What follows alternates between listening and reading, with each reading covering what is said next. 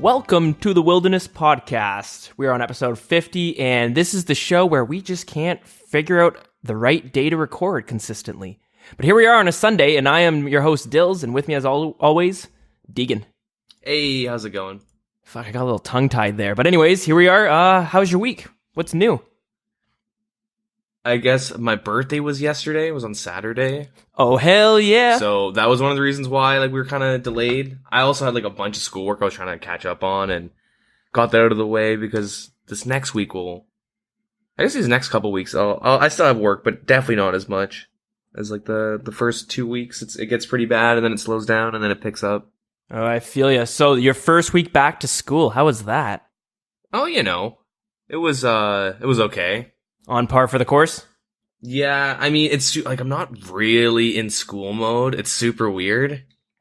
There's times where like yesterday, I was up to 3 or 4 in the morning, and I was just playing games with my friends and shit. And then I realized man, I can't do this because I have to get up at 6 on Monday. Yeah, and so now it's after we're done recording, I'm gonna just settle down, try and go to bed. Yeah, just being responsible fucking sucks, doesn't it? Yeah, it's awful.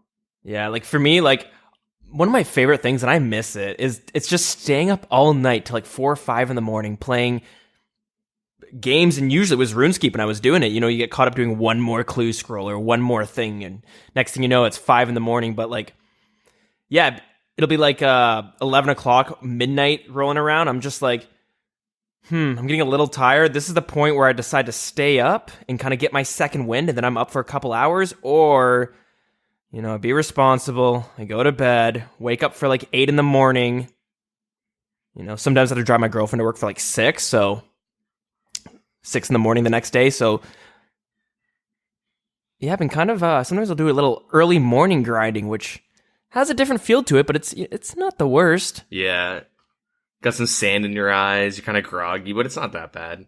Yeah, it's alright. It's different though, but yeah, it's definitely a different feeling.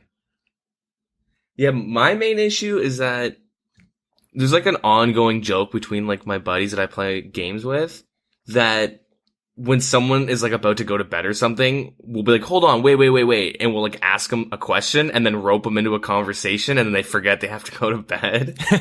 And my a common joke, I guess an ongoing joke we have is I'll go, hold on, wait, just chill for a second, chill, hold on, just chill, and then I'll ask them something, and then it's oh, you dick. Yeah. And they do it to me, I do it to them, but it's bad because there's times where it's say it's Wednesday or Thursday or Sunday or something, and we all have to get up at 6 in the morning, and it's 2 in the morning, and we're oh, for fuck. We're yeah. we're all screwed, and then the next day it's just brutal. I'm drinking 30 coffees just getting through the day. It's you accidentally get your second wind, and then it's it's drinking a coffee where fuck, well, I guess I can't sleep for the next 2 hours. Yeah, exactly. Thanks. I'm up till 3 a.m. now. Yeah. I mean, it's pretty irresponsible of us, but whatever. It's fun. It's good times. Can't do it forever, so you might as well do it now while we can. Oh, yeah, exactly. But, that being said, so, yeah, yesterday was my birthday, and there's this, there's another ongoing joke between me and, my one friend specifically about, those, hentai games on Steam? They're on Steam? Really I remember them being on Newgrounds. Okay, so they have, these anime hentai games. What are they categorized? They're adult anime, nudity, sexual content. That's what the Whoa, tags those are will on be for Steam? these games. Yeah, and so but Steam has implemented they have built-in censored. They do something where the games have to be censored and stuff. Oh, so it's just kind of watching Japanese porn where it's pixelated and stuff? Yeah, I guess so. And, well, I'm not 100% sure. I don't play them, but that's what I assume. And, we'll always joke about some random game. There was one that, I forget the name of it, but we'd always just joke about it. Oh man, cause I share Steam libraries with someone, with this guy. So okay. As a joke, I'll be dude, you should get this game. I heard it's really good. And then he's no, dude, anyways, it's just a stupid joke. And, anyways, so for my birthday, he bought me an anime hentai humble bundle. Ooh. So he wow, bought Humble me- Bundle's releasing that? He bought me 16 hentai games on Steam. Whoa. So you got no choice but to play some of those. So, like, I literally have, like, 16 games sitting in my library, and, like, now, the joke is, like, now he can play them, right? That's kind of the joke, is that he buys them for me, so he can play them, but no one knows he plays them. But you just look at it, and it'll be, like, 16 hours played time on it. But I don't know, I just thought it was pretty funny. I just, like, get a message on Steam, it's like a Humble Bundle thing, and I open it up, and it's like, oh, you've been gifted a Humble Bundle, and it's like 130, I have $130 worth of hentai on my Steam account now. $130? Yeah, okay, so Whoa. He didn't spend that much. The Humble Bundle, he said he spent like $8 on it or something. But if you buy it through Steam, like the same bundle, it's $135 Canadian. And that's it on sale, like if I were to buy it yesterday for myself. Shit. And it's just like a stupid thing where it's like, man, now if someone ever wants to know what games I have, they're just gonna see like, what are they called? They're like, Are they well Studio, done? Honey Pop, Negligee, Sakura Agent, Sakura Angel, Sakura Beach 1 and 2, Sakura Magical Girls, Sakura Shrine Girls. Like, is that all one series? Is that like a Final Fantasy but for hentai?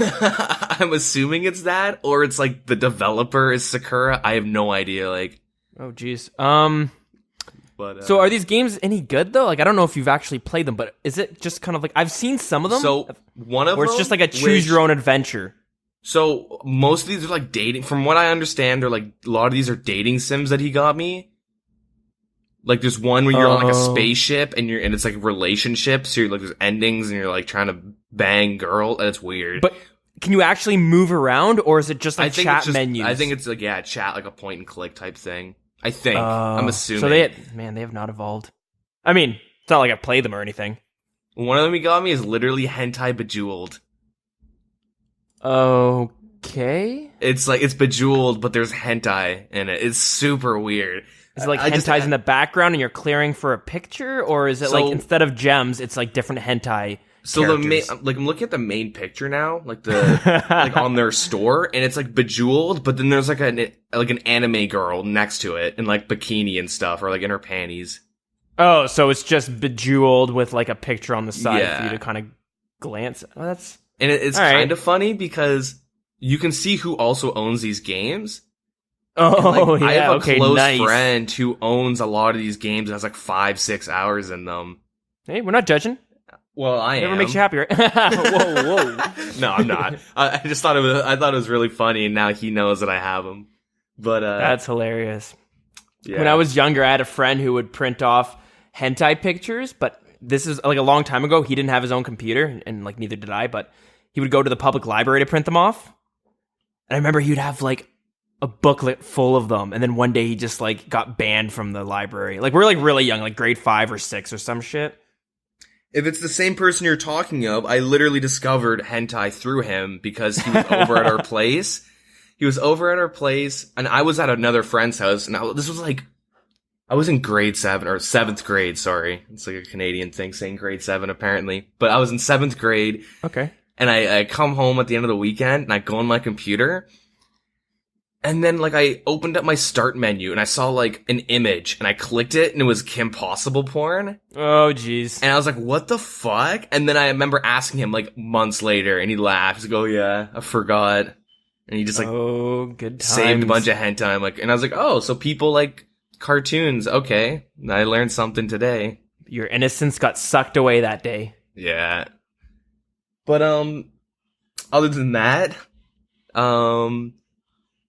I started playing Dota 2, actually. So the hentai games gave you that Dota 2 itch. Yeah, it gave me that itch. Sounds about right.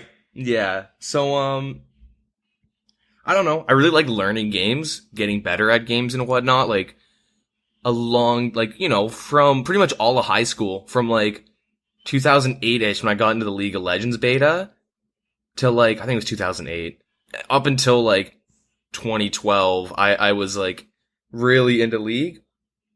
Right, And, okay. And I just liked it because like you could learn. I was never that good. Like the best I got was like Plat 5 or something. For somebody who's been playing the game for like 5 years, it's not that good. I'm not that good at MOBAs, but it's fun to like. That's pretty good. Way better than I ever got. I couldn't get out of fucking silver. God damn. I mean, when I play like those types of games, I play them to get better. Like I really like to like dive into all the information and the numbers and just like learn just about how the game works. Yeah, and theory crafting.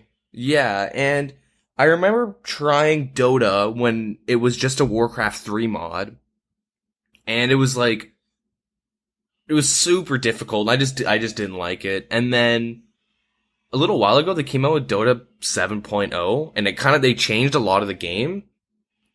They added like healing shrines. I don't know, because the whole thing with Dota is you can't base, right? Well, you can, but it's different. Let me cut in real quickly. When you say Dota 7.0, are you still talking about Dota 2 or Dota 1? Dota 2 7. Okay. Like update 7.0. I should specify that.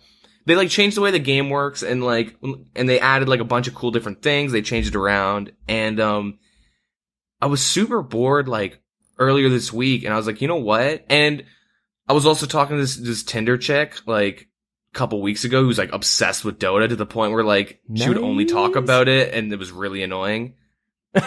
So I kind of stopped talking to her, but I was like, fuck, I kind of want to play Dota now. And then I played it. I like was kind of like, oh, it's kind of what I always remembered it as, just like a really slow pace, kind of annoying version of League. And then I like started looking into it and like just started learning all these different little things and actually learning how like the roles work. I was just kind of comparing it too much to other MOBAs. Sure. Okay. And then something just clicked, and I'm like, I'm loving the game right now. So that being said, I haven't really played RuneScape this week. Traitor. That's my segue. You traitor. But my excuse is I'm just waiting for my buddies to get ready for raiding, and my one friend has like thieving and farming, and he's getting like thieving up like as we speak, and his farming is pretty much there. Cool. So this week I should be able to maybe successfully do my first raid. I don't know. That wouldn't be bad. That might be a whole different a different way to look at RuneScape, I guess, because before raids you didn't really have anything like it. Sure, you had bosses like Corp and stuff where it's like, you want to be in a team to fight it, but like this is the first time where it's like you kind of require teamwork. It's not just having more people to output damage. Yeah. You get what it's like the teamwork aspect where people need to do mechanics and stuff. Mm-hmm. Yeah.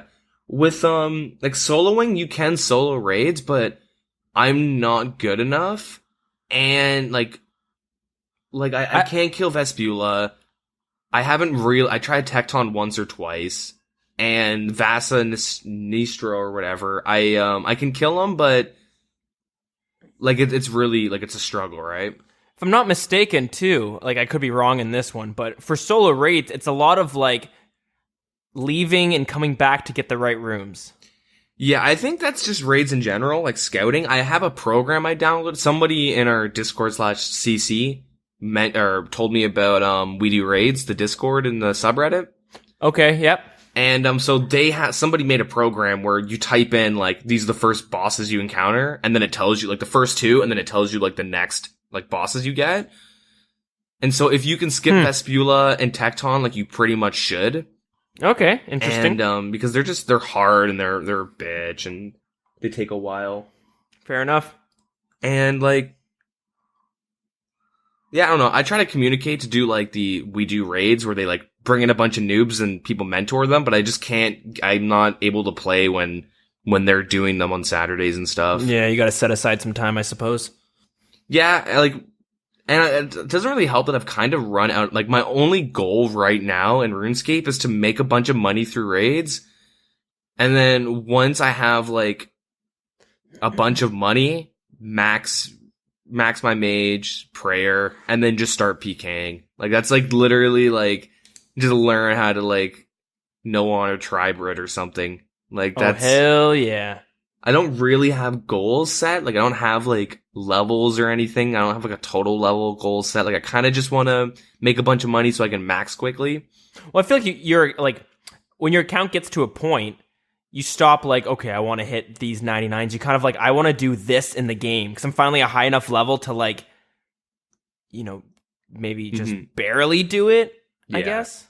Or like let's say PKing, like you kind of want a good maxed out account, so then suddenly you can go out deep wilderness and you don't got to worry about anything. Like, that's my problem. I'm like level 110, and sure, my account's pretty good for PKing for the level. I got 99 strength and like 87 attack and 70 defense, 70 prayer. So it's decent.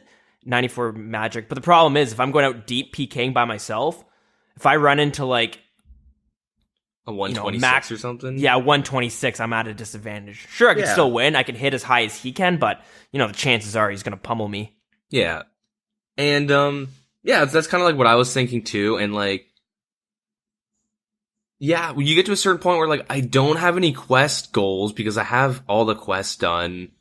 The only thing, it's like, okay, make enough money for Rigor and Augury, and then get the prayer levels for them, and then like, and then, maybe 96 range and 94 mage. And then, like, I'm pretty much done. Like, that's just, like, the laziest way to say, yeah, I'm done. But done playing. Max my account out. Yeah. And, like, so I don't really need to do any, like, other things. Like, maybe I could do my diaries. There's a couple I could do I haven't done any wilderness diaries. I can do easy, medium, and hards. Maybe I could just do that. Like there are a bunch of little things I can do, but it's kind of like, for what, Yeah, exactly. For me, especially for diaries, I like leave those until I need that reward. Yeah. And then I'll go blast it out. So similar to like, I really wanted that Crystal Halberd one day, so I was like, you know what? Time to blast out the what is it? Western Province diaries. Yep. Is that it? Yep. Okay, cool. And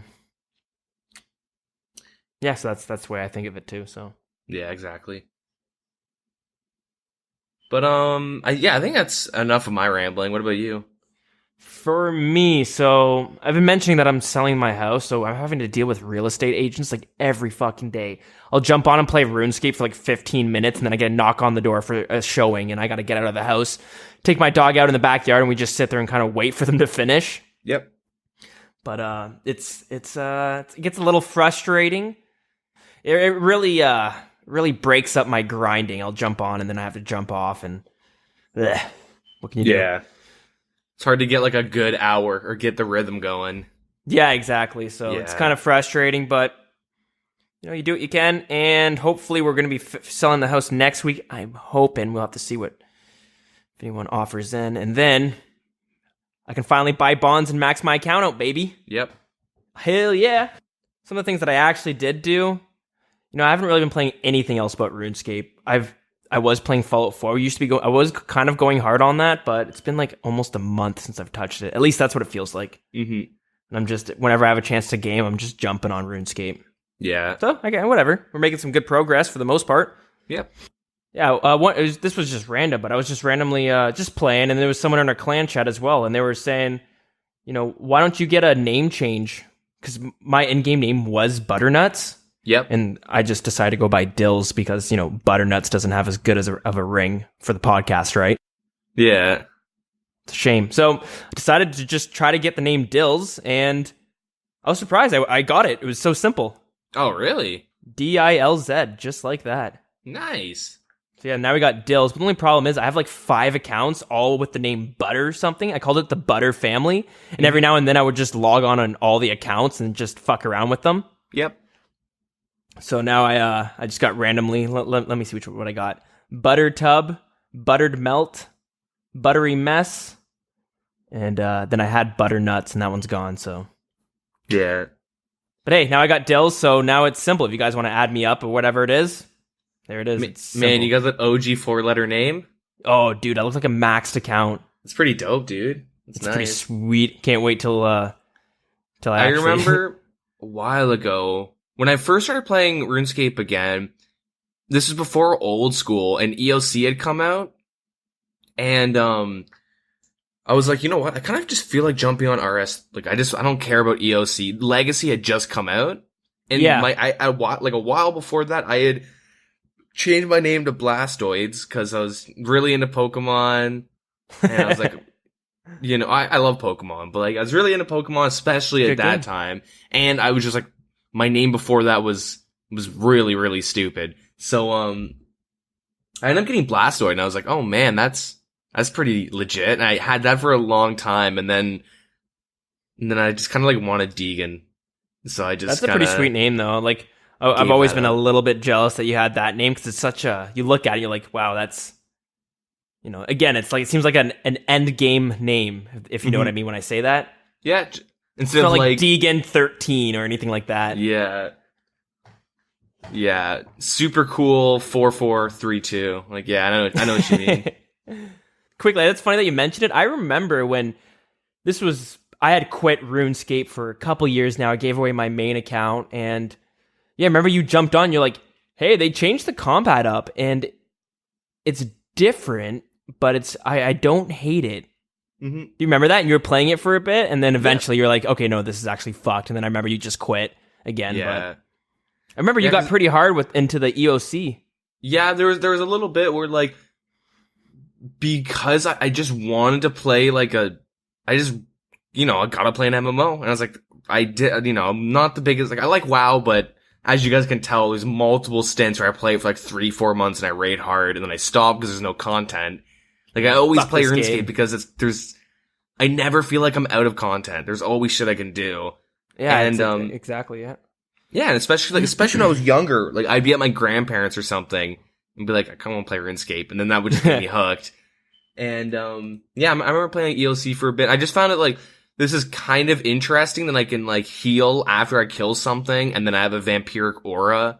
I can lifesteal for certain hours of the day or for a certain time period every day. So I don't really need to bring food anywhere. I can AFK train super easily, which I would do that like hard.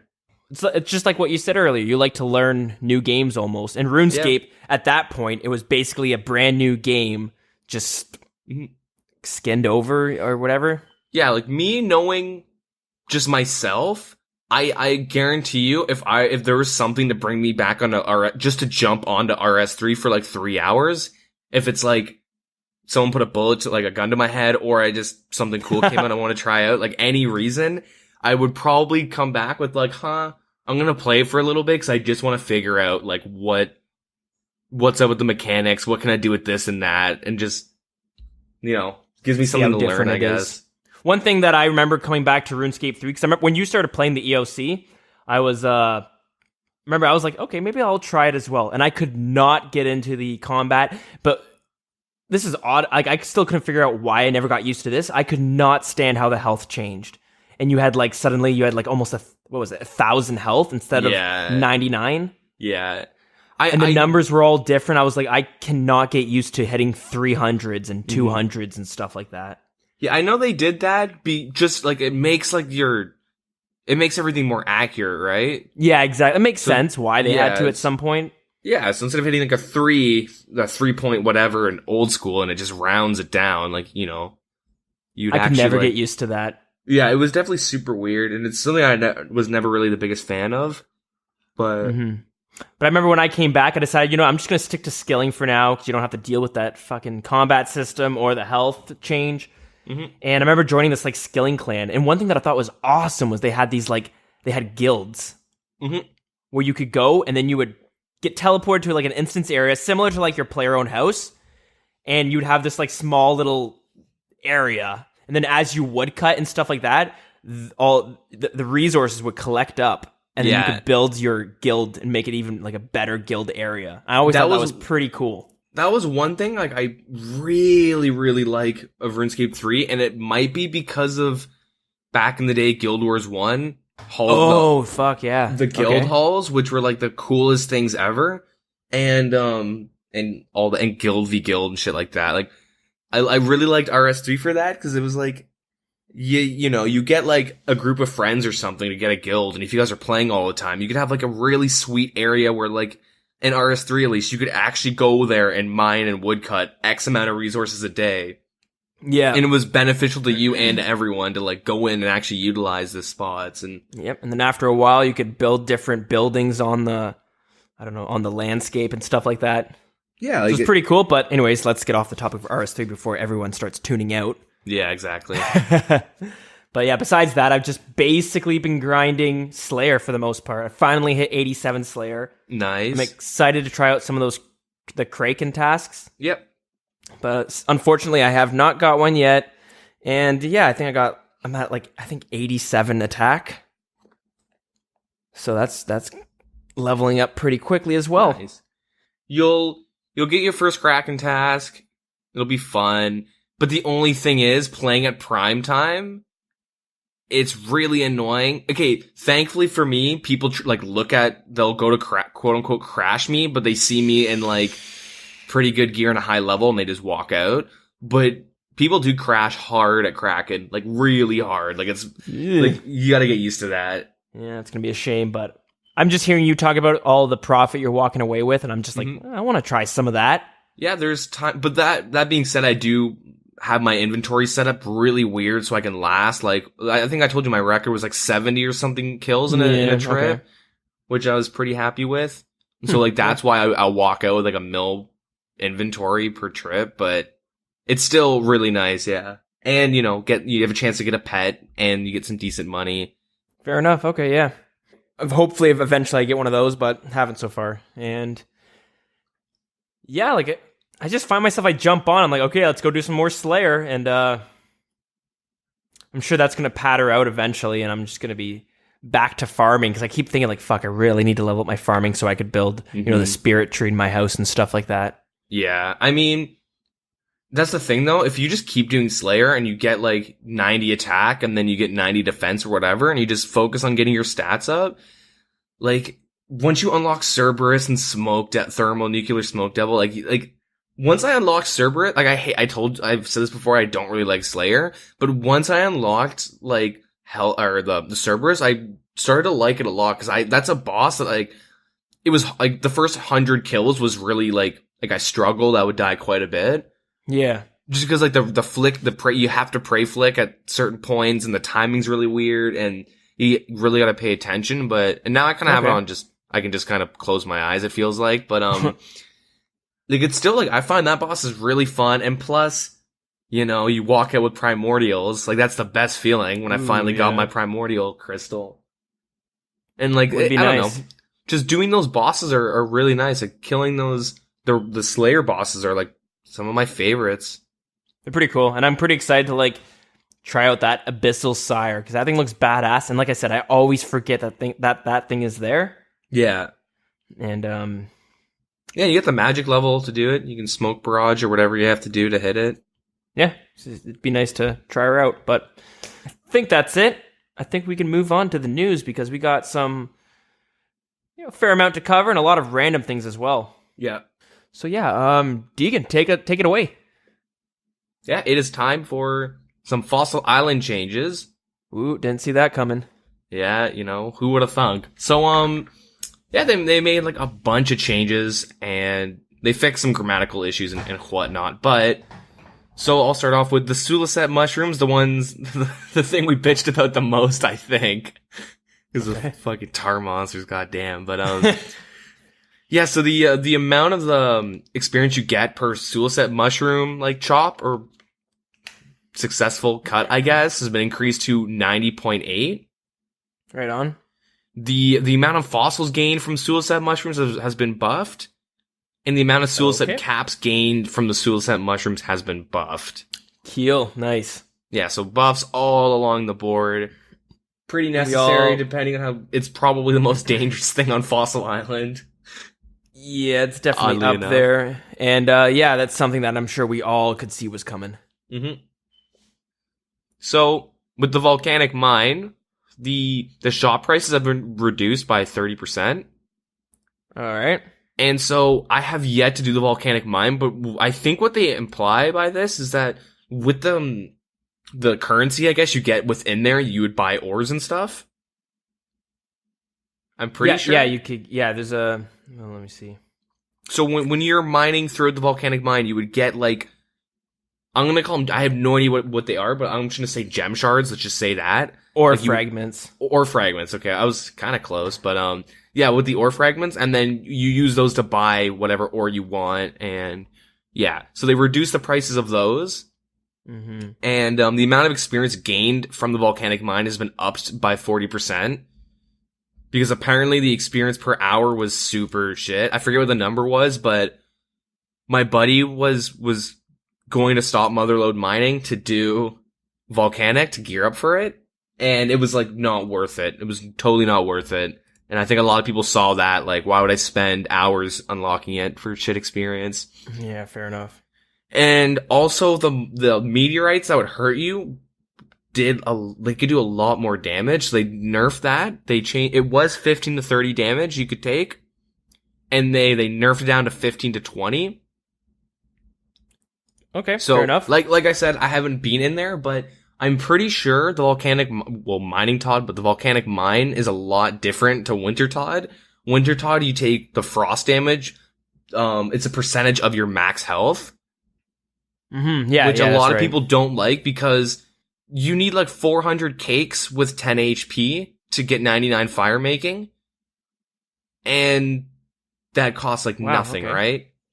That's at a low level. Yeah, that's with 10 HP. It's cakes, right? Like, yeah, whatever. But when you see a lot where it's like an Iron Man or a hardcore Iron Man being like, how should I start the game off? And I always see people being like, rush Winter Todd right away before you do anything else. Get your fire making to 99, and it'll basically set you to do a bunch of other shit in the game. Get the fire, was it 55 fire making for Winter Todd? Go to Karand and steal the cakes there because there's no guards. Oh. Yeah, I think it's in the Shazian. I think it's Shazian. I forget exactly where the stall is, but you go there because there's no guards. And then you get like 400 cakes or something.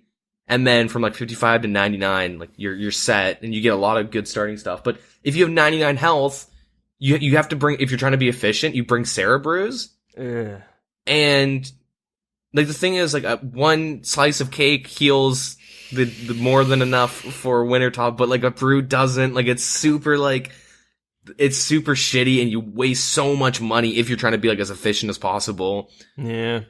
Getting 99 fire making, where it's like you might as well just light your money on fire with logs. So I'm saying that because with Volcanic Mine, I'm pretty sure it's flat damage. Yeah. So it's 15 to 30. Well, it was 15 to 30. Now it's 15 to 20.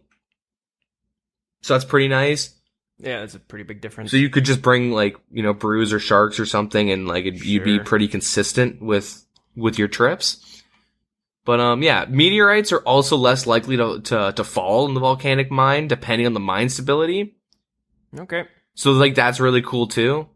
Depending on how the round's going will be how much damage you take. And if multiple boulders exist in the volcanic mine, you can only mine one like to a certain point before you can move to another one. Yeah, okay, that makes sense. I don't know what the change is because I don't really know 100% about volcanic mine if I'm honest, but I'm assuming it's just to make the games more consistent.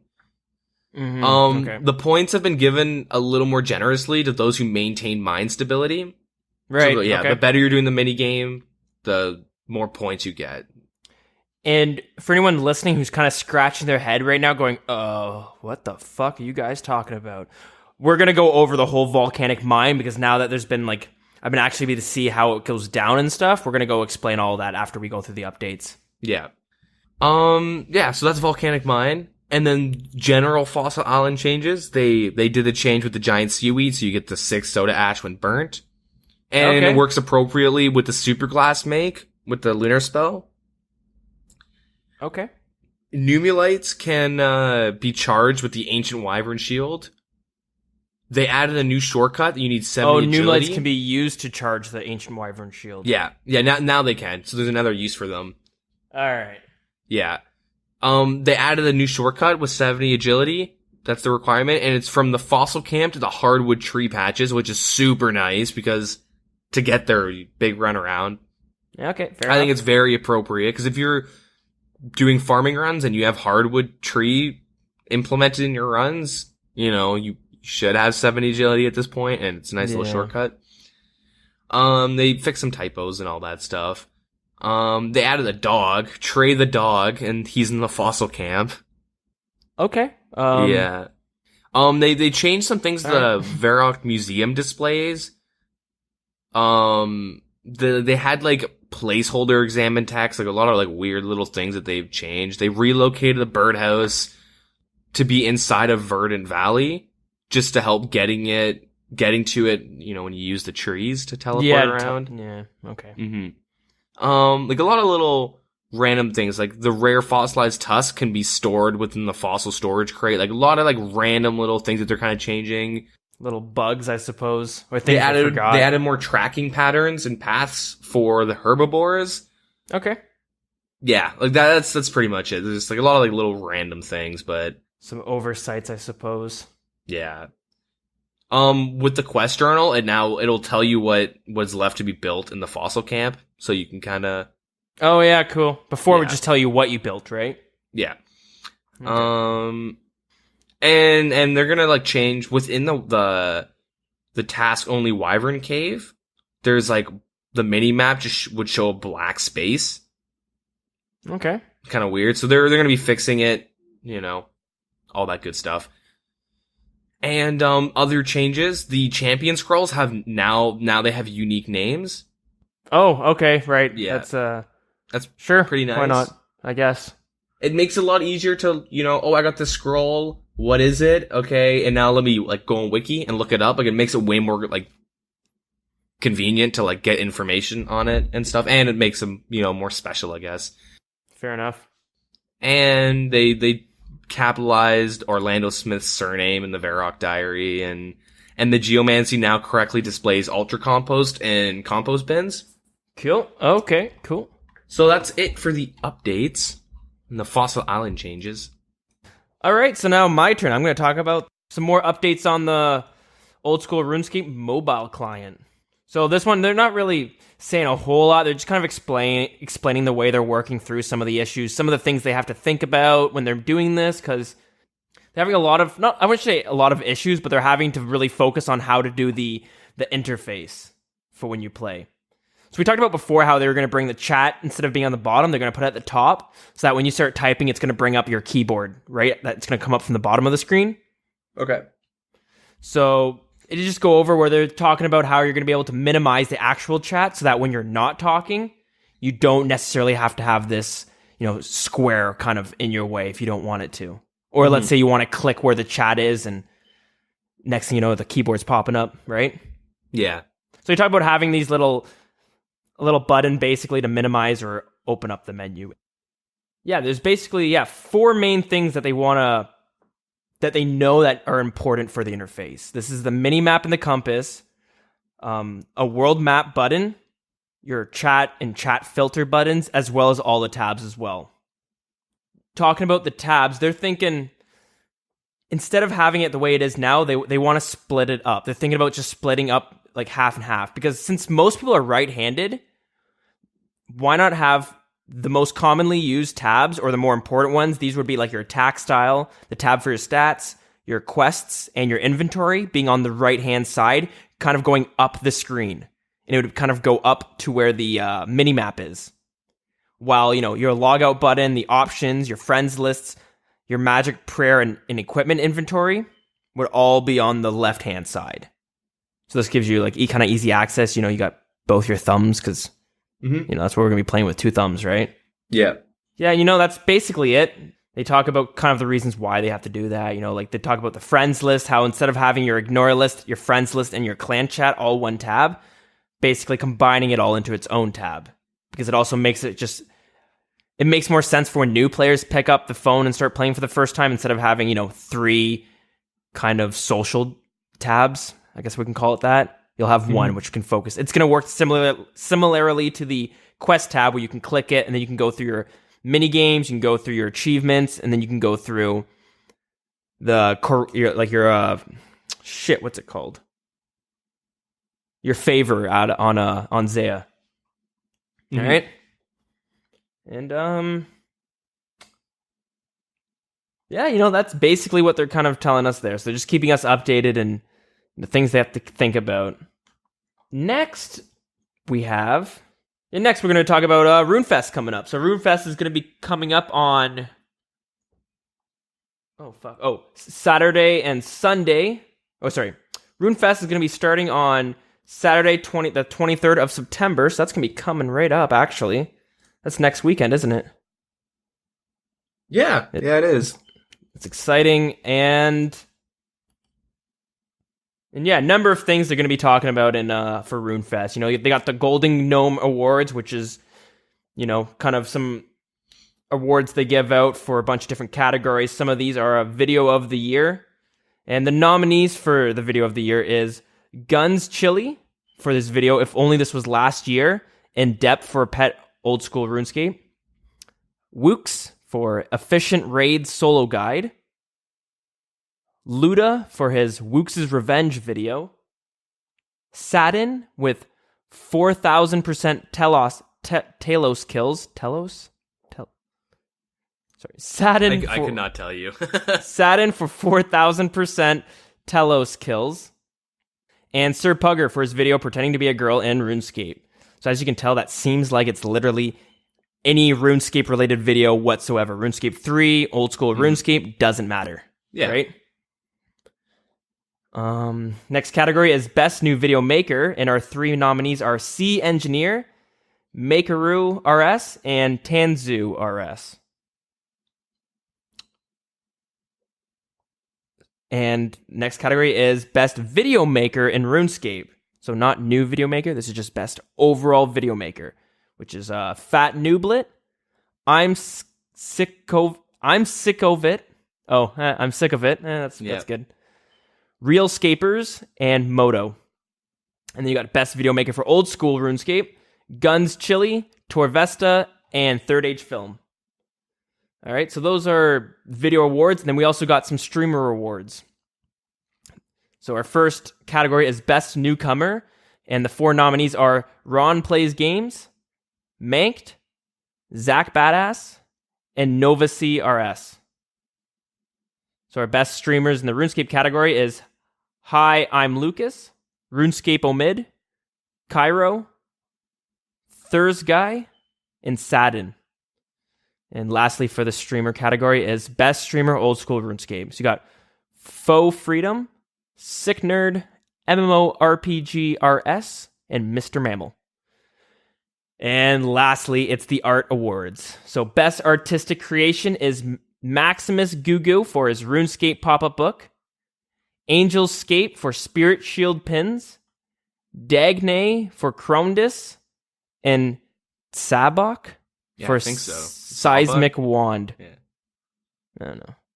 Cool. And then lastly, Best Artist is Maxima Gugu, Angelscape, Dagnay, Glaysite, Magnixie, Volcaban RS.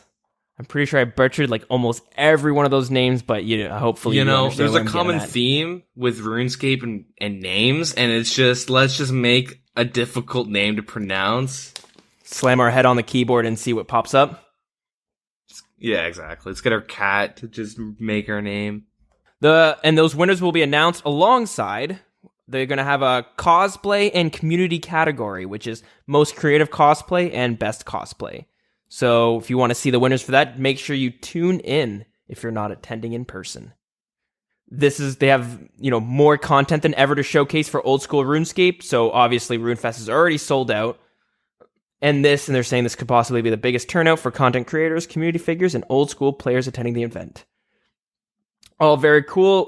During the RuneFest convention, if you want to check it out, but you're not able to go see it, you can obviously see it at twitch.tv/RuneScape. And as well, naturally coming along with it is our Dead Man mode. And this year we're seeing, something fresh we talked about before is the Dead Man Mansions as well. Where, we talked about it before, putting up 10 different streamers into a house, 2 different houses, right? Yep. For a week so that they can all stream together kind of, and they're going to have their own little competitions and stuff like that. So that's all been pretty fun. And so far, the only thing I've seen for Dead Man Mansions, because this is, it just kind of started. I saw a lot of people getting ready to leave and stuff like that, but is they're having a lot of network connectivity issues. Do you think they're getting DDoSed, or? I just think it was an oversight, and they just don't have good enough internet. Because I was watching Bodhi streaming, and there was a lot of lagging on RuneScape itself, and through his video. Oh no! Video camera. So that was happening, but I'm sure that will be fixed in no time, because this was all going on when I think it was just 2 streamers were in the house. Are you serious? whoever's Jagex's main network guy, like, needs to not suck. I don't know how else to say it. You think that would be prioritized? They'd have some fucking they'd be crazy like, all right, server well, let's just within do the the math, house. All right, so there's gonna be 10 people streaming at a time. Okay, and how much does each person require to have a good stream? How much like upload speed do they need? Okay, now what if somebody's downloading some shit? Like, you know what I mean? Like, they gotta figure this out beforehand. But you know, they'll probably fix it quickly. They'll probably just like overcompensate and just get really, really good internet. Hopefully. Oh yeah, I'm sure, and I'm sure it's something easily something you can easily undershoot on. You know what I mean? Yeah. Yep. All right, but so that being said, let's hop into some of the Deadman mode changes.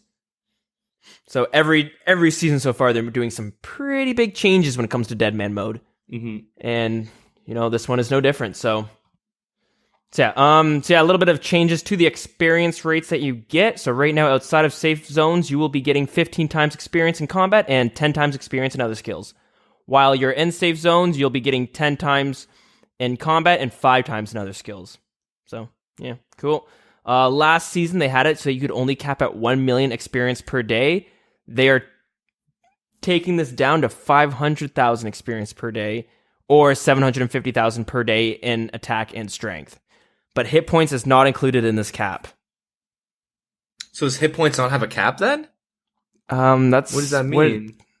That's what it reads. So I guess hit points doesn't have a cap. That would make sense though.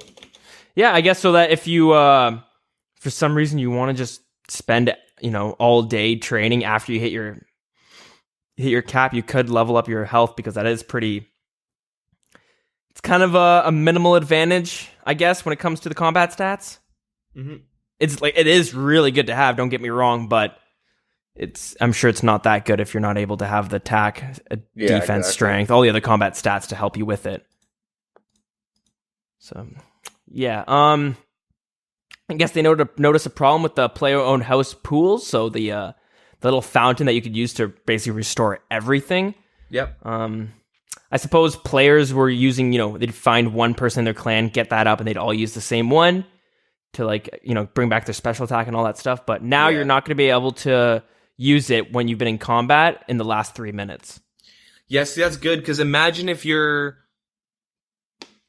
I don't know, like a place you could teleport into multi-combat. I can't think of anything off the top of my head. Yep. But just imagine you teleport somewhere in multi-combat, get caught by a clan, you get like ice barraged or something, and then they would just non-stop spec you. They would just spec you, teleport out, spec you, and like... So yeah, that's a really nice change. I like that. Fair enough. Sorry, let me say it again. And for the questing, they're just, I guess it's very small changes. I guess they like the way they've been doing it, so they're going to be... So, this time they're going to be only allowing certain quests to be complete. I think last season, you completed every single quest after the first week. Was that right? Yeah, you wouldn't get the rewards, but they'd be completed. So, okay, this time around, there's only going to be a certain amount of quests that get completed after the first week. Okay. But that being said, this will allow dedicated players to earn their escapes that come from completing quests. Okay, so there's certain quests that, you'll get, like... allow accesses to places you can kind of get away from, like to hide and not get killed. So if you want to take advantage of those, you'll actually have to do the quest. But there's probably a bunch of quests you'll be able to unlock for free. Mm-hmm. As for Desert Treasure, after 2 weeks, it'll automatically be completed. Although you can do Desert Treasure right from the get-go. The only difference is you will not get Ancient Magics until the 2 weeks happens. Okay. So this is just if you want to get the boost to, magic experience or whatever it is. You'll still have to wait the 2 weeks to get to use Ancient Magics. All right, and right now, I guess when you die, there's a couple places you kind of respawn in, but they're going to be giving all players the option to respawn at the Grand Exchange. This way you could buy back a bunch of the shit you lost. You know what I mean? You don't have to run all the way to the Grand Exchange and hopefully not get killed again, right? Yeah. So, and now they're doing a change to the Deadman banking and, They're going to be doing a change to your bank being raided when you die. So right now, when you die, you only are going to be losing 80% of your stacked items. But your stacked items have to be more than 5. So the examples they give is, if you have 86 shark and you die to another player, that player can take 68 sharks and they leave you 18 sharks. But let's say you had 4 Abbey whips in your bank and you get killed, you need to have at least 5 or more, so you'll lose all those whips. But let's say you have 5 whips or more and you get killed, you get to keep one of the whips and they take 4. Cool. I like that. Yeah, I think that's a pretty big one because I know I hated getting my bank cleaned out. Now, moving on to the Chinchompas. Right when you release them right now, they kind of run away and scatter. And basically, if somebody's going to kill you this happens in real RuneScape too, when you're out hunting chins, a lot of people release them just so they can fuck over the PKer. Yep. Because you can't... not fuck over, but not reward them for being dickheads. Yeah, exactly. So, you get killed and just nobody gets those chins. But for Deadman mode, they're going to spawn on the ground so that they can be looted. All right. They recognize that Ceridome brews are kind of hard to come by in Deadman mode, so they're going to be adding Ceridome brews to each of the Wilderness boss drop tables. Nice. I like that. They don't specify how many, but they're still balancing it out. Yeah, I keep bouncing over to the other dev blog that you read earlier to see if they've said how many, but they don't say anything there. Mm-hmm. Just a small fix. I guess the Deadman icon was kind of covering up what level of wilderness you're in. They're going to be moving it so that you can see the level of wilderness you're in. They recognize that spamming the door to keep it remain closed is a common tactic, but it's also kind of annoying to deal with and frustrating. So they're going to be coming up with ways to mitigate it, prevent it from being so abused, I guess. Yeah. And yeah, they're going to be tinkering with the shop stocks as well, so that you don't have to worry about some guy buying out all the stock of an item real fast and kind of fucks you over. You know what I mean? Just because you weren't able to get there first. Mm-hmm. I know this becomes kind of a problem at the very beginning of Deadman mode each season, where everyone's rushing to the range shop, I guess, down in Varrock. Yeah. And they buy out all the arrows, and same with the runes and stuff. So now they're just going to regenerate it faster to allow, more players to get what they need. Yeah. And lastly, and I think this is a biggin. I should say. So firstly, when each Deadman mode tournament, the final area has been changing. And so this tournament, it's going to be Falador. All right? Okay. But before people, have to go to Falador, once they reach 200 players, they will be teleporting all those players to 4 different islands. Each island, I'm guessing, is going to have 50 people each. Okay. And you're basically going to be forced to fight it out until there's one person on each island left, and then will all be shooting over to Falador to face it off. See, this is we kind of wanted this. We've talked about that before, like the concept of like dividing the players up, and then we mentioned it like a long time ago. One of the Deadman recap where we were like just spouting ideas. Okay. And like what we were saying was like it gives solo players a chance, but it also kind of makes things more interesting, right? Yeah. And they say it kind of here where they want it, the final 4, they want it to be kind of like 2 semi-final fights going on, and then the winners of that face off. You know what I'm saying? Mm-hmm. So that's pretty cool. And they also even put a disclaimer: if people are avoiding combat and they're like refusing to fight, you will be instantly taken out of the game. Nice. So, yeah, there's no chill coming from Jagex this time around. Yeah, which is good. I want to see. Yeah. I want to see some blood being spilt. So I'm pretty excited to see this one. This one seems like, again, like we say it every time, every season they're tinkering a little bit more, and then I feel like they're one of these times they're finally going to get it.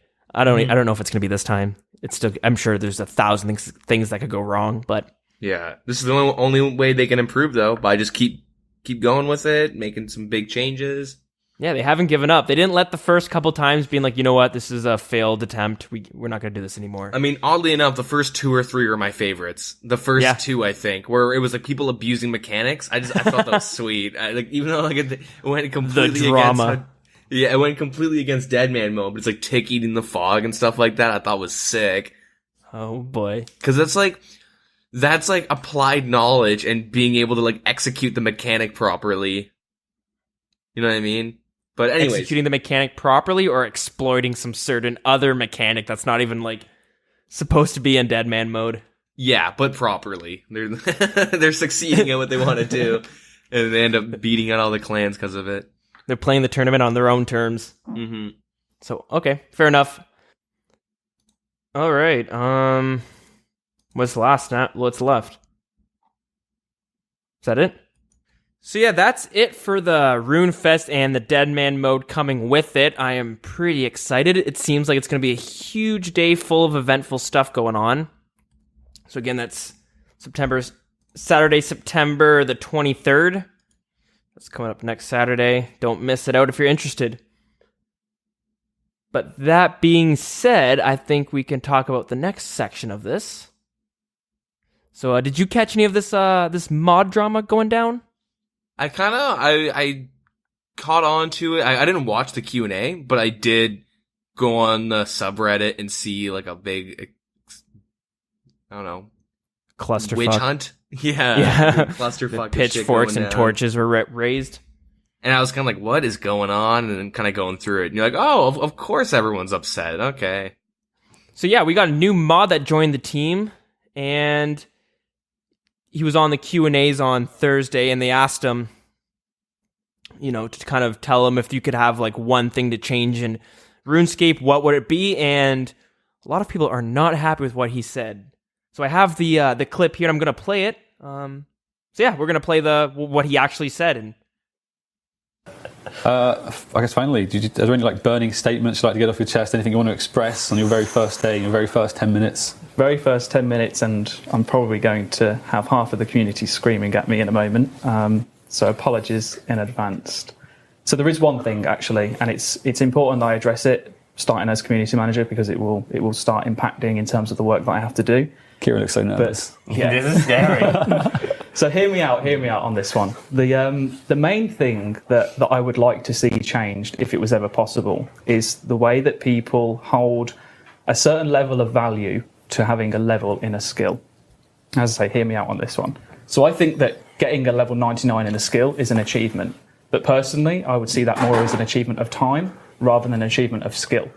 So we get a lot of concerns and queries being raised at the moment when we're introducing new content that says, oh, you're devaluing my skill, you're devaluing the level that I have. When in actual fact, what's happening, it's the time taken to get that level that's been devalued. So what I would like people to be concerned about is, rather than the actual level and how long it takes you to get that level, it's the amount of experience that you can get per hour with whatever methods are available. And that's where the competitive nature within skilling should be focused upon, personally, I think. So, someone could get a 99 in, for example, thieving over the course of 3 years. Someone could get a 99 in thieving over the course of 12 months. They've both got a level 99. One person has got it faster. But obviously, looking at that from a competitive nature and who's better than who, okay, you did it faster than he did, there's going to be more and more people getting that over time, and over time there's going to be more methods that will introduce different ways to get XP. So the more that we can start saying, okay, let's forget about the level involved, and if there are new methods, well, let's make that new method the new competitive way, and actually if it does offer more experience per hour, then I'm going to get more experience per hour than you by doing the same method. And really, that's kind of the whole thing. Sorry, the chat just... I was mesmerised. Like, so many people like, he has a point, more truth, fire, moving on. A very brave way to start, anyway. Yeah. So it's out there now. So that's my opinion on the whole thing. Obviously, I still think that skilling is valued, and I love the competitive nature of everything. With skilling, PVM, and PvP, and I want to explore more ways that we can make skilling appear and appeal competitively. But that's just that. If there was one thing that I could do and completely eliminate, that would be it. I think that's a takeaway point. Sorry to jump in. I was just wondering if you could tell us more about, I don't know, next time we're looking at some kind of skilling update. Yeah. I don't know, a new fishing thing, shall we say, or a new mining thing, what would you therefore propose we do differently? So I think with recent developments and updates from a player's perspective, the change has been a great step forward. So noticing that if we are going to introduce new content that has similar XP rates to existing content, we need to make sure there's a differentiating factor for that. So, for example, being more click intensive, having a higher risk, like with the Volcanic Mine, like with the Scully Step mushrooms as well, constantly having to be around on the move. So I think those are really great steps forward, and I think it's just noticing that if we are going to offer other methods, they have to be quite clearly different from existing methods. Yeah. I think we can agree on that, certainly. Yeah. Cool. Okay. Yeah, I'm sure you could tell that there was a little bit of a shitstorm that happened after that Q&A. Yeah, the backlash was pretty fun to watch. I'm gonna admit, I enjoyed reading everything about it.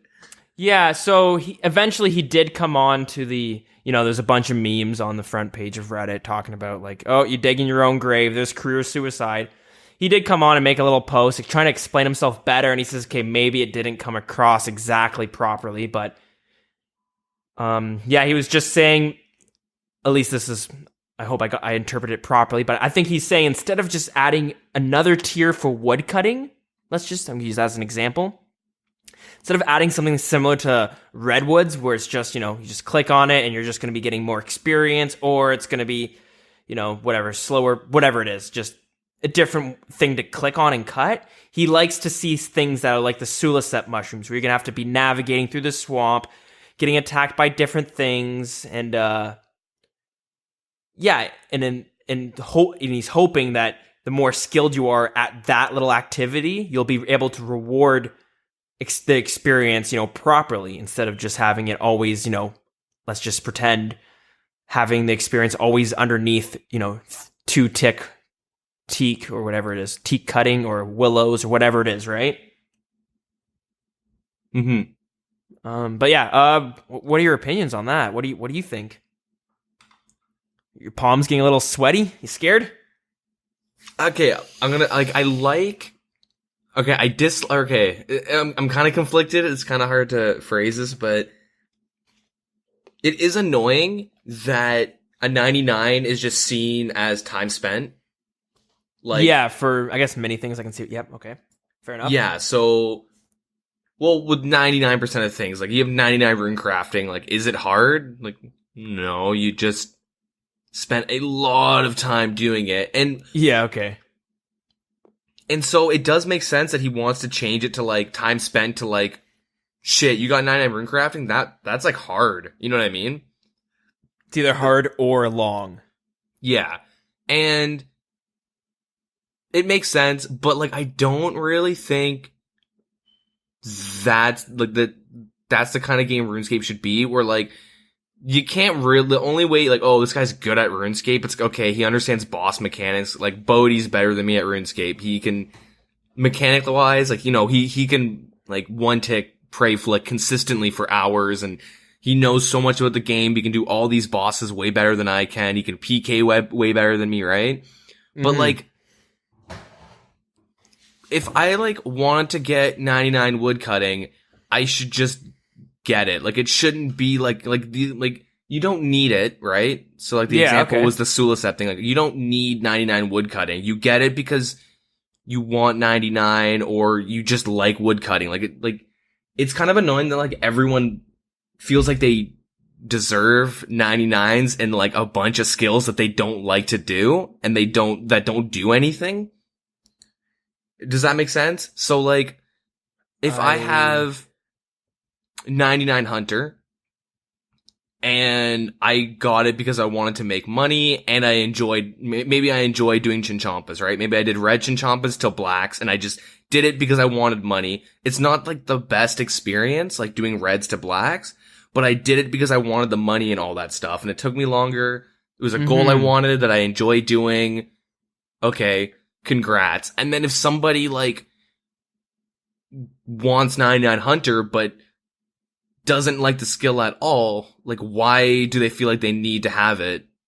Like, why do you need this 99? Like, why don't you just, like, does this make sense? Am I, like, conveying my point properly? I think I get what you're saying, but the only problem is not having certain skills kind of bars you from things. Like, let's say, for instance, you want to get your achievement diaries done, and then suddenly you can't get one done because rune crafting's in the way.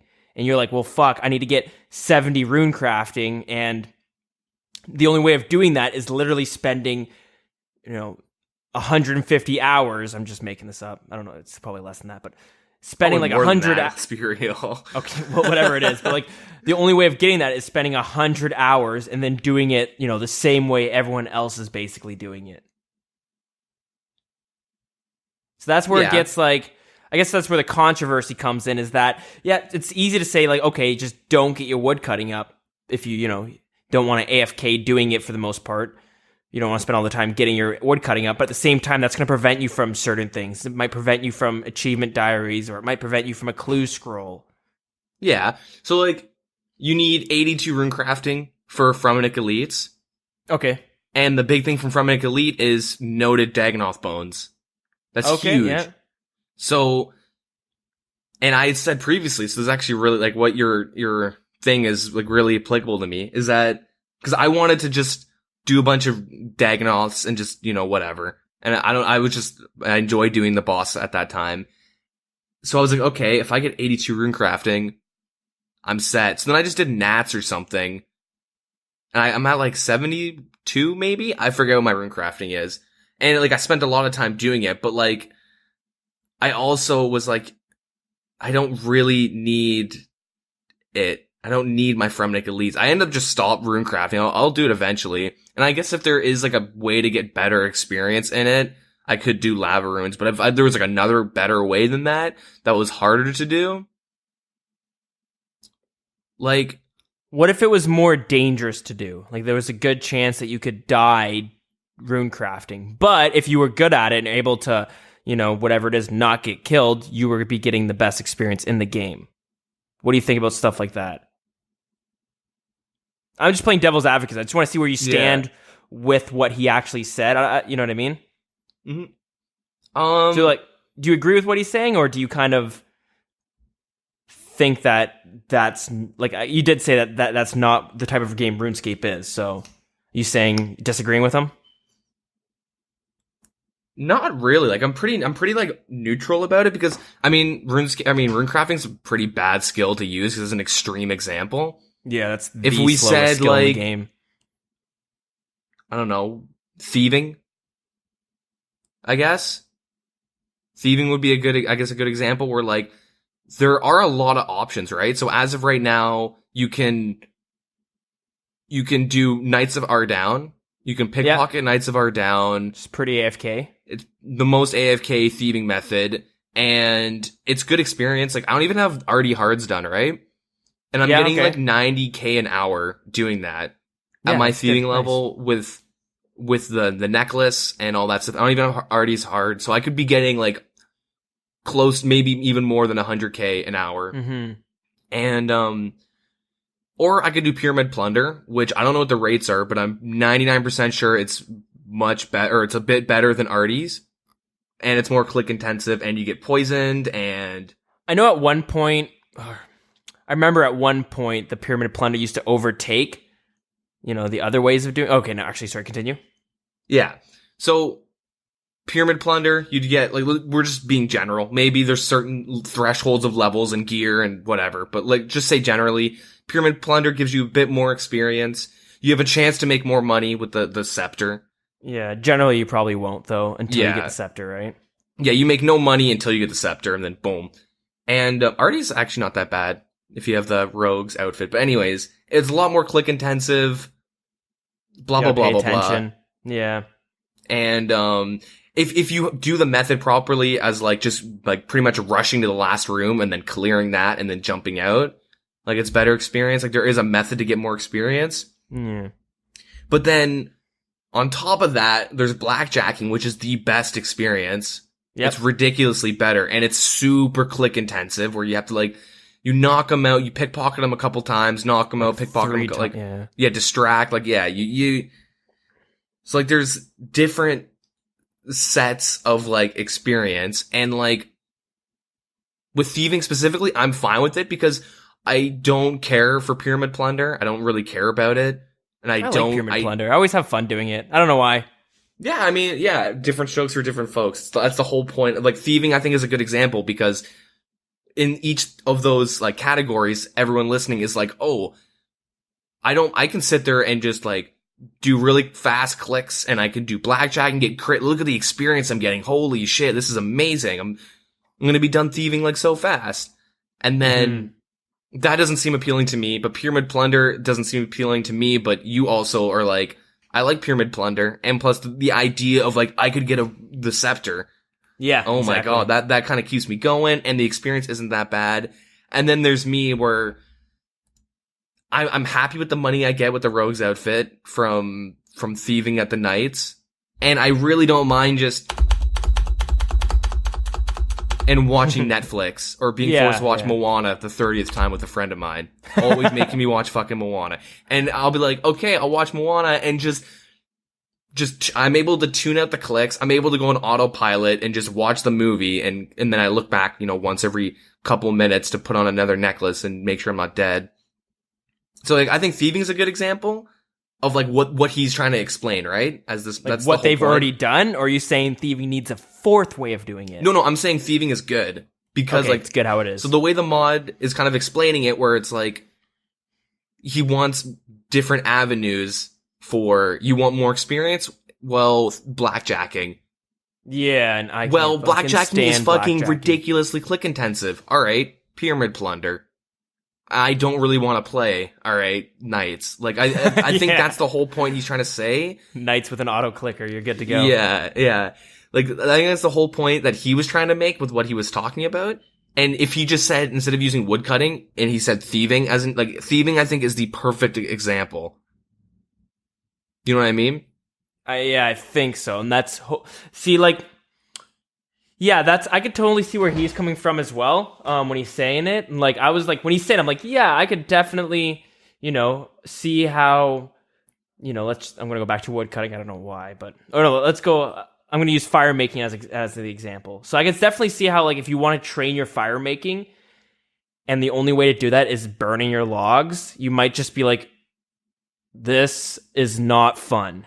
Yeah. This kind of sucks. But if you want to do it, maybe make a little bit of money, but have a little bit of fun as well. Now they have Winter Todd. It's a little bit more dangerous as well, but it's a new way of doing it. But at the same time, the traditional fire making method is still going to be faster experience per hour. So is like you meaning that he wants to implement like a Winter Todd equivalent to like another skill? I'm just using fire making as an example where there's now there's two ways of doing it. There's a dangerous way of doing it that you can also get rewarded for it. But if you're not forced to do that, because the fire making, the traditional method, is still going to be faster. It's just you're just burning money. That's the problem. Yeah. Now, so I can definitely see where he's coming from, and I like parts of it I do agree with, but the only problem is, I've heard tons of people who are like disagreeing with it and stuff like that, and it's a slippery slope. That's the problem. Yeah. If you're going to be doing an update where it's going to be a new method to train something, it has to be well done, and it has to be good. And if it's going to be better experience per hour than the original way, it better not be super easy to do, or it better not be super AFK, or it better not reward you and be like super safe to do it. You know what I mean? Like, yeah.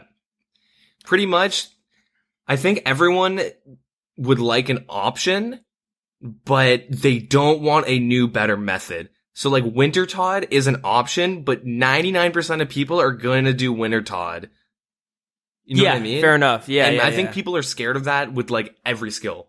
So like rune crafting suddenly, if you're able to just blast through some levels and get to 92 rune crafting, and you're like, wow, now I can make double nature runes. It's just like, man, that's bullshit, because you know how much money you can make from that? It should be kind of hard to actually get there, right? Mm-hmm. So that, I could rune crafting is a little bit of a tricky example because it's like a very different, unique in terms of like where the skill is placed right now in terms of everything else. But like I think fire making is a good example. I really liked the thieving example, and like with combat in general, they came out with Nightmare Zone, and that is the best training experience that's AFKable and you make money. Yeah. Which is just fucking stupid. That is so dumb. And I seriously would be totally fine if they just took out Nightmare Zone and took out Imbued. I'd be so happy with that, but they can't. But you know what I mean? Like, that's what everyone's scared of, because combat means nothing at this point, which sucks. Like, back in the day, having a high combat meant a lot. Yeah. But now having high combat, like, I know so many of my friends that don't play RuneScape, they play Nightmare Zone. And they get a high combat, and then they don't have their fire cape, they don't have their bear. And the whole point of getting those back in the day was so when you're doing Slayer or just grinding, people used to grind monsters do you remember that? People would go to a certain place that had the best experience between these level brackets of attack and strength and items, and they would go there and grind out their stats. Fuck, like, I remember being at Hill Giants getting 70 attack. Like, people, I think back now, like, what the fuck? That was probably horrid. But I mean, like, the only, like, pures will grind on the crabs, but now it used to be rock crabs, now it's sand crab, or then it went sand crabs, and now it's probably going to be the anomalite crabs. But, like, now it's like you NMZ and then Slayer if you want to make money, because you NMZ for those stats and then you Slayer. But like back then, like, you wanted the fire cape so you could level up faster. Now it doesn't really matter because you can just AFK NMZ. Why take 6 attempts of getting your first fire cape and tens of hours getting your barrow gloves when you can just AFK and get your stats? You know what I mean? Would you say the melee 99s are the new cooking and fletching 99?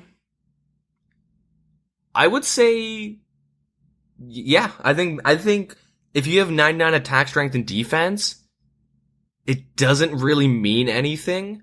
That's my opinion. I mean, okay, it takes a while to get, but like, once you have like 99 strength and shit, like, you can get your 99 attack and defense like over, like, when I was doing my NMZ grinds in general, I was doing it in a less AFKable way, but I was getting over 100k an hour. Shit, yeah. And plus with the daily herb boxes, and I have infinite imbues. I can imbue so much shit now.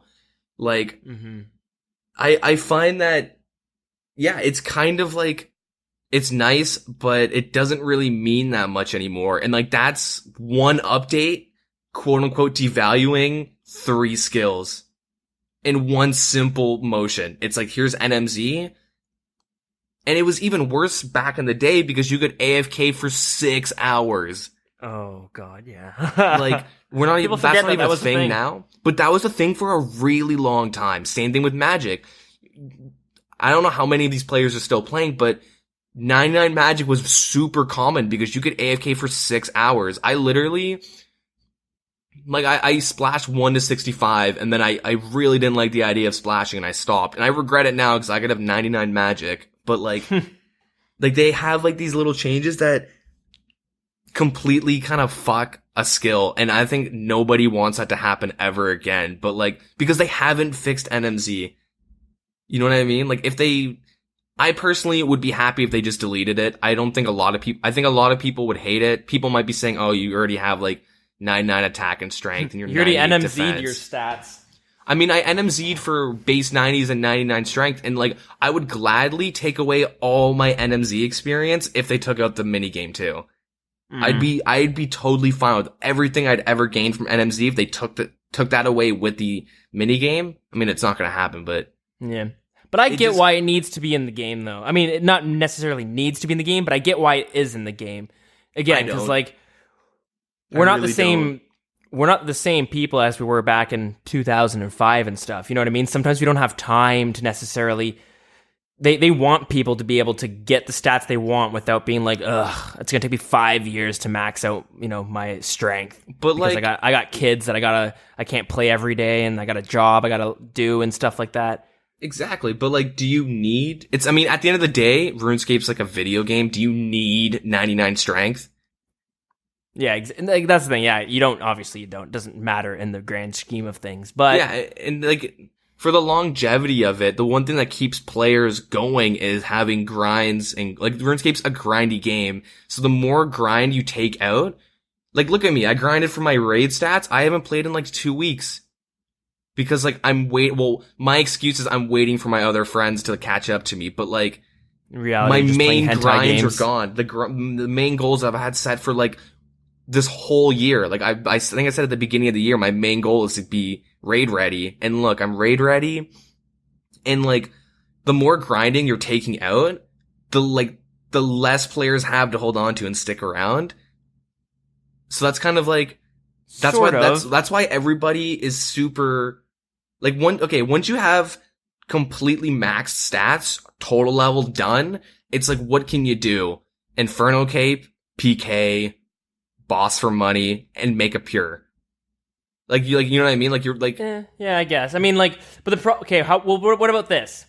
You're raid ready and you're waiting for your friends. Now, what if your friends came on and they're just like, man, I'm not gonna be able to raid for like 2 years, so fuck it. I'm just gonna go try it. I'm gonna play. You know what I mean? Like, I feel like that would be a big deterrent to certain people. Somebody who doesn't have 8 hours to spend on the game. Like, I remember being in like high school and stuff, and there are days where like I could just like sit down and just play all fucking day. But like, many people have responsibilities now, and they realize like you might not even play this game if you're not going to be able to play some of the end game stuff. This Inferno Cape just came out, but like, if you can only play for like a couple hours a day, let's say, you might be like, yeah, that content's useless to like so many. It is a hard content, but like, it's like, there's no point. I'll never be able to boss and stuff like that. It's a really tricky, sorry to cut you off, but it's a really tricky topic because RuneScape's like a sandbox game where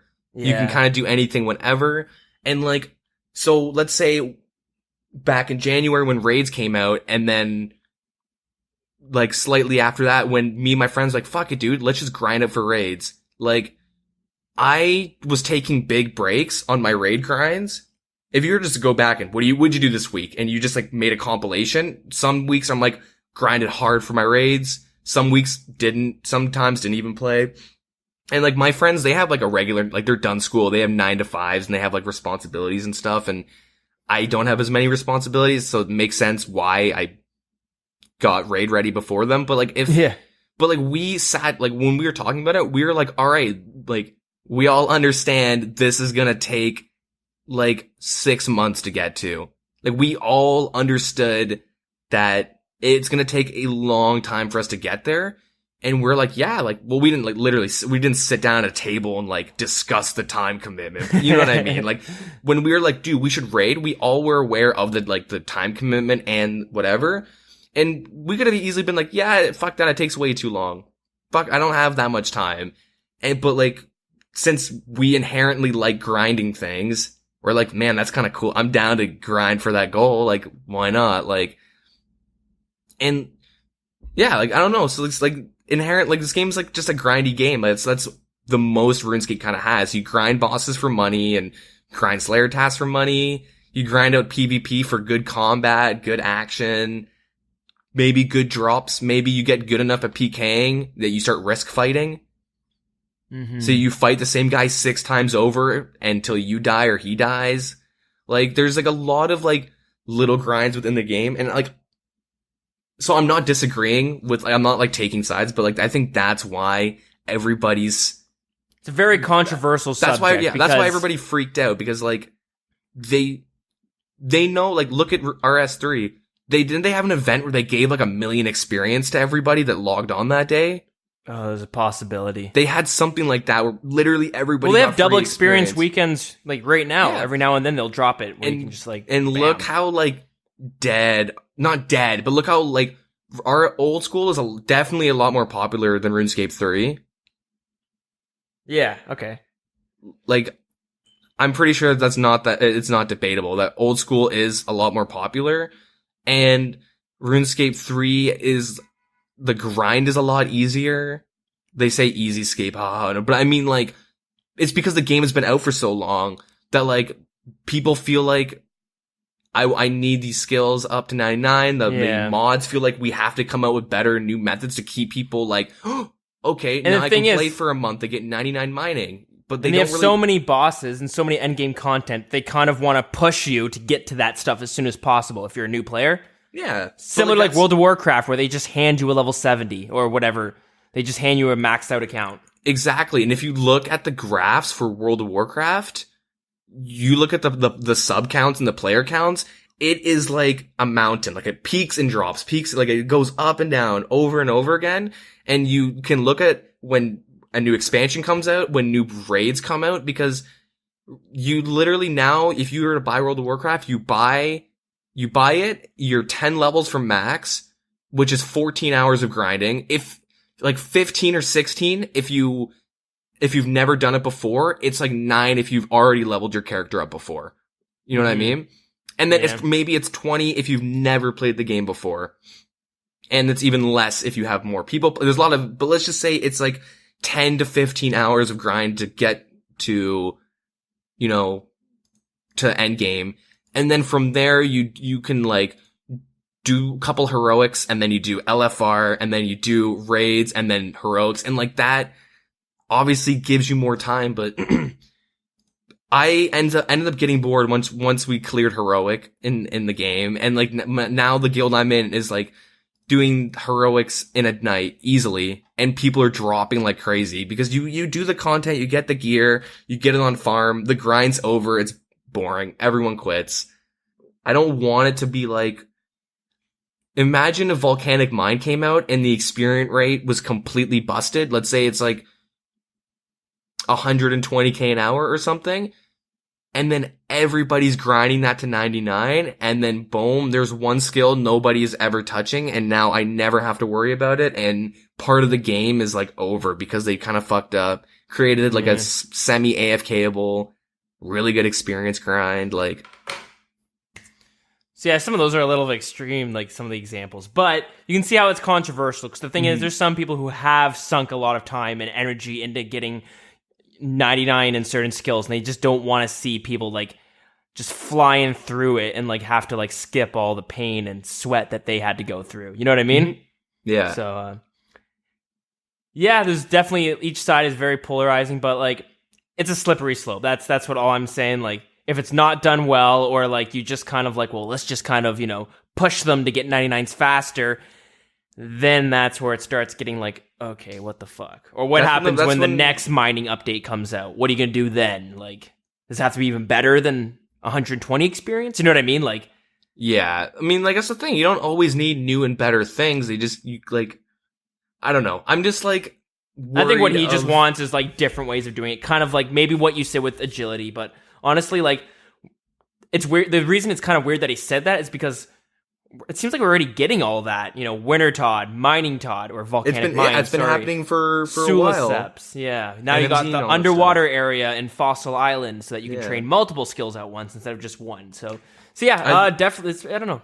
To sum it up, I like thieving as an example, where like if they had implemented the same idea to skills, where make it super click intensive, you know, better experience, AFKable, less experience, whatever, and then another way to make more money. Like if they just have like a variety of things, I'm down, but it would also be super shitty to like grind like Autumn Elegy. He's like a streamer and a YouTuber. He got 200 mil mining experience by 3-tick granite, which is like the most efficient way to do it. But he spent like months just doing that. And then, like, they shortly after, they like announced Fossil Island and Mining Todd, and he flipped out. Yeah, okay. Which would make sense, because, like, potentially, if he just hundreds waited, of hours have been thrown down the drain. And I think other players are scared of that happening to them. Yeah, which is fair enough, because, you know, that's, if done wrong, or, you know what I mean, or overtuned too much, it could just, it could devalue your skills, I guess. But anyways, yes, that was pretty interesting. Yeah, let us. I want to hear what you guys think. What are your guys' opinions on it? I just want to hear everyone's thoughts on it. So write in and let us know. Yeah, I'm really curious on like what because everyone's in a different place too, right? Some people can only play 4 hours a week, and maybe they wouldn't play if they had to grind 200 hours of rune crafting. Yeah, or maybe they like yeah, using your NMZ example, maybe it's just like, well, I might not be playing RuneScape if I'd still be like level 50 because I have to do all this computer work or my homework and stuff, but I'm able to AFK with NMZ while I'm doing the work. So yeah, it kills two birds kind of deal. But yeah, let's not sit on that for too much longer. And yeah, that was basically all the goings on in the RuneScape world. Yeah, before we start like closing the show up, we need to talk about the Volcanic Mines. Yeah. All right, so let's go over that because now we can finally give a little overview. There's some guides have been written. People have been doing videos. I actually saw some streamers and stuff doing it. So it was kind of interesting. I'll just quickly go over, what it entails basically. So Volcanic Mine is located on Fossil Island. And in order to get there, you need 50 mining, 180 kudos, as well as 30 numelites every time you wish to enter the mine. Okay? So there's like a price every time you enter? Yeah, it's 30 numelites. Okay. That's not bad. That's like nothing. It's chump change. Yeah, but it's at the same time, like, yeah, you'll have to grind out shit if you don't already have them. Yeah.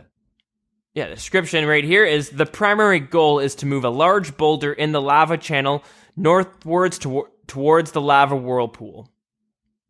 This can be done by mining the boulder so that it's small enough to fit as the channels tighten as it moves down the stream. Up to 3 boulders can spawn at the start of the minigame, and this depends on how many players are actually participating in it. So if there's less than 10 players, there's only going to be 1 boulder available. If there are more than 10 players, another boulder is added, and if there are more than 20, there's a third one added, okay? You'll have to encounter some lava beasts, which will begin to appear, and they're going to attack you as you kind of navigate through. So they recommend protecting from missiles. It'll protect you from all their attacks, all right? Okay. So in order to move kind of through the rivers of lava, I suppose, you're going to have to use an item called a heat-proof vessel to harden stepping stones to move across the rivers of lava to other platforms. Oh. Each That's kinda canteen, yeah, it's interesting. Each canteen has 35 uses per game, so you are able to run out. Basically, the water will shoot out in the direction you're facing, so you have to be facing north, west, south, east. The lava stepping stones that you make with the vessel will melt after a certain time. So there's a limited time to when you're standing on them, so you have to kind of move along, right? Mm-hmm. If you do stay on it when it does melt, you're going to fall and you're going to be taking massive damage when that happens. So when you do reach the boulder and you start mining it, you're going to receive various ore fragments as it kind of decreases in size. And you also might get some calcite, pyrophosphite, numelite, and as well as some fossils, some unidentified fossils. So if you don't remember what the calcite and pyrophosphate is, it can be used for using the fossils to gain prayer experience on another part of the island, if you remember. Yeah. So with each chamber, and I believe the chamber is described as where the meteorite is going to be at. So if there's 3 meteorites, I think there's 3 chambers opened. I hope I'm getting that right. But within each chamber, there's going to be 3 different vents, which, labeled as A, B, and C. And the vents used as a way to that kind of works the pressure to move the meteorite along, if I am getting this right. So yeah, the vents are used to kind of control the pressure that's moving along. You can put large rocks on it, or you can mine it to take the rocks off, and that will kind of increase or decrease the pressure. And you want to keep it around 40 to 60% to move your meteorite along the chamber. If it reaches 0%, the volcano will erupt and it's going to kill everybody inside instantly, and no experience will be rewarded. Are you serious? Yeah, that's what I'm saying here. Jesus. And so yeah, at the end of the 10-minute timer, if you haven't completed it yet, the volcano will erupt and anyone inside the volcano will also die instantly. And if you do die, petrified peat will take all your items and you can get them back at a cost of 150 numelites. Yeah, that's the activity in a nutshell, basically. Yeah, it seems a lot more dangerous than I actually expected. Yeah, it seems a lot more cutthroat. Luckily, yeah, it is similar to Zulrah, where a guy will retrieve your items for you. Yeah. But yeah, if not done properly, it is very easy to get killed, basically. Yep. It's unsafe deaths. You'll lose your hardcore Iron Man status. Yeah. Yeah, and I apologize if that explanation is a rough one as well, because I'm just kind of going off the wiki, and I've watched a few videos, so I'm trying to go off that as well, but I have not actually been able to do it. Mm-hmm. So some of the ore fragments that you can get, they're basically all the normal ones, but with level 50 mining, you can get iron, silver, coal, and gold. With 55, you'll get mithril. 70, you'll get addy, and then 85, you'll get runes. So it's all very similar. And then afterwards, you'll get rewarded with some points, which you can use, which we were talking about before. Shit, what do we call them? You'll get rewarded with ore fragments, which you can spend in the shop from Petrified Pete's ore shop, and you can buy basically all the same ores as well as calcite, pyrophosphite, and then there's a volcanic mine teleport as well. So yeah, those are the things you can buy from it. So it seems pretty interesting. It seems like if I were to honestly, it seems like a way if I want to train mining, that might be where I'm wanting to go. Yeah. And that in itself almost seems like what mod Aiza? I don't know.